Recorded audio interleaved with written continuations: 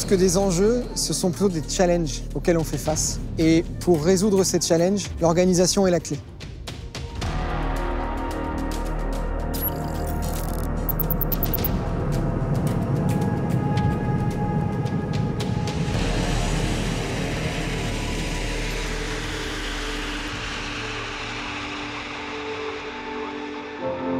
Si on voit des projets similaires dans les autres pays, ils ferment la piste complètement et l'aéroport pendant 3 mois ou plus, ou les aéroports ont une deuxième ou une troisième piste.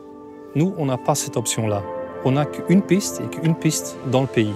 Alors, on doit garder toutes les opérations pendant la journée et la nuit, on travaille.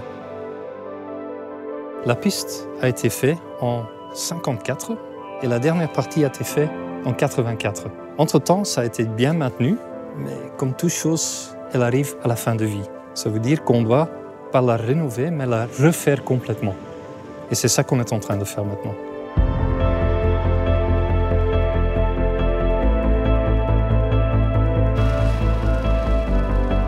Les priorités sur le chantier, en premier lieu, c'est la sécurité et en deuxième lieu, c'est de s'assurer que la piste puisse réouvrir dans de bonnes conditions tous les matins.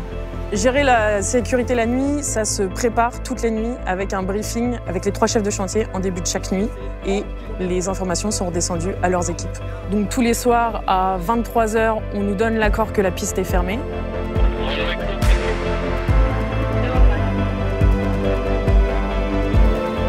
Et chaque matin, quand on rouvre la piste, c'est une vraie victoire. Donc c'est une victoire au quotidien pour chacun d'entre nous et on est prêt à recommencer le soir même.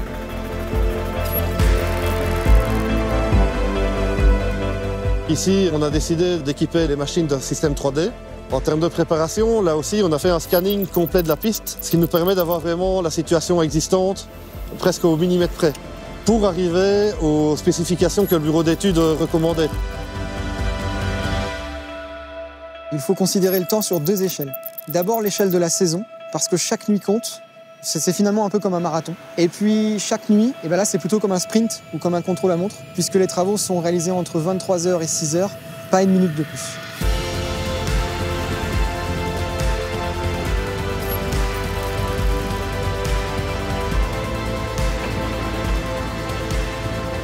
Et tous les matins, en sens inverse, tout le monde doit évacuer et surtout ne rien laisser derrière soi.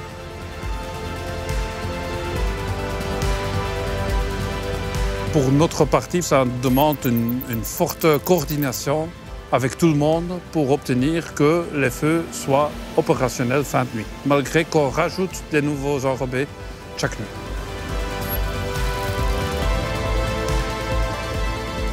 Pour moi, travailler la nuit, c'est tellement spécifique, on est tellement proche sur une période tellement longue, on devient, enfin, c'est bête à dire, mais on est presque comme une famille.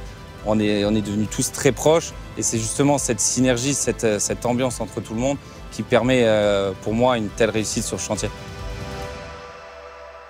Et le matin, on fait tous les checks et les pilotes ne peuvent pas voir la différence. On a même eu certains pilotes qui ont demandé cette année-ci, la 2e année, quand est-ce qu'on allait commencer.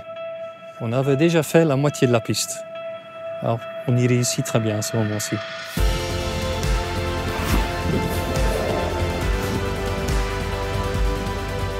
C'est un chantier qui respire la sérénité. En fait, vous ne verrez pas de vent de panique, de véhicules traverser la piste à pleine vitesse dans la nuit, parce que grâce à l'organisation en amont, chacun sait où il doit être, ce qu'il doit faire. Ça permet de travailler, on va dire, en toute tranquillité et sérénité.